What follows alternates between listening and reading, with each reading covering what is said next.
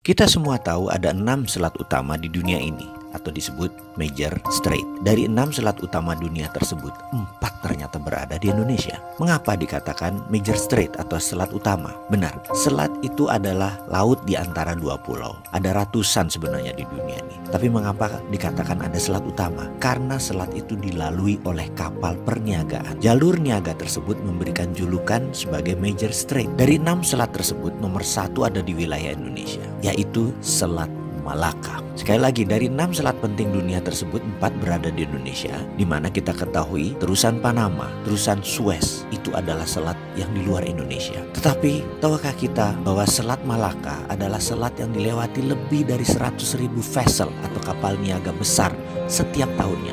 Dan selat ini merupakan selat terbanyak dilintasi kapal, sehingga dikatakan sebagai selat nomor 1 di dunia. Kita perhatikan negara di utara Indonesia, ada Jepang, Hong Kong, Taiwan, Korea Selatan, Cina, di mana semuanya adalah negara produsen besar di dunia.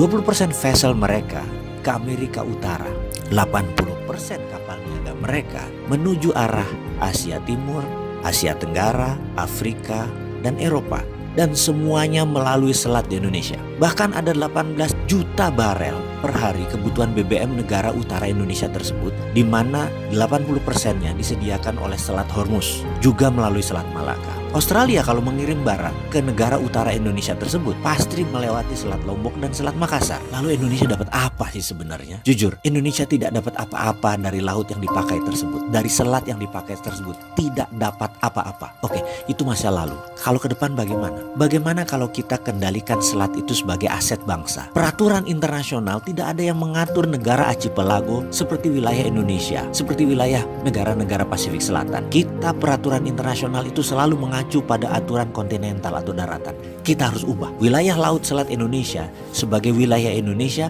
dan Indonesia memutuskan misalnya menutup laut tersebut. Apa yang terjadi? Dunia bisa geger. Australia lewat Papua Nugini kalau mau kirim barang ke utara. 4 negara utara Indonesia, Cina, Jepang, Korea, Taiwan, muter lewat Papua Nugini. Tidak usah pakai Selat Malaka, nggak bisa masuk lewat Natuna. Atau kalau mau ya melipir lewat sisi Thailand dan melipir lewat sisi Malaysia di Selat Malakanya. Pokoknya kalau mau melewati wilayah Indonesia, bayar asuransi senilai 1% dari nilai barang. Kita tahu barang yang lewat tersebut ada lebih dari 2 triliun dolar atau 2.000 billion. Jadi kalau itu kita asuransikan atau kita pajakin versi kita dengan nama asuransi, kita mendapatkan lebih dari 250 triliun per tahun. Dan ini untuk devisa negara. Akankah negara adik kuasa seperti Cina dan Amerika marah besar? Pasti. Beranikah kita melawan dan mempertahankan hak kita? Harus berani. Itu namanya revolusi.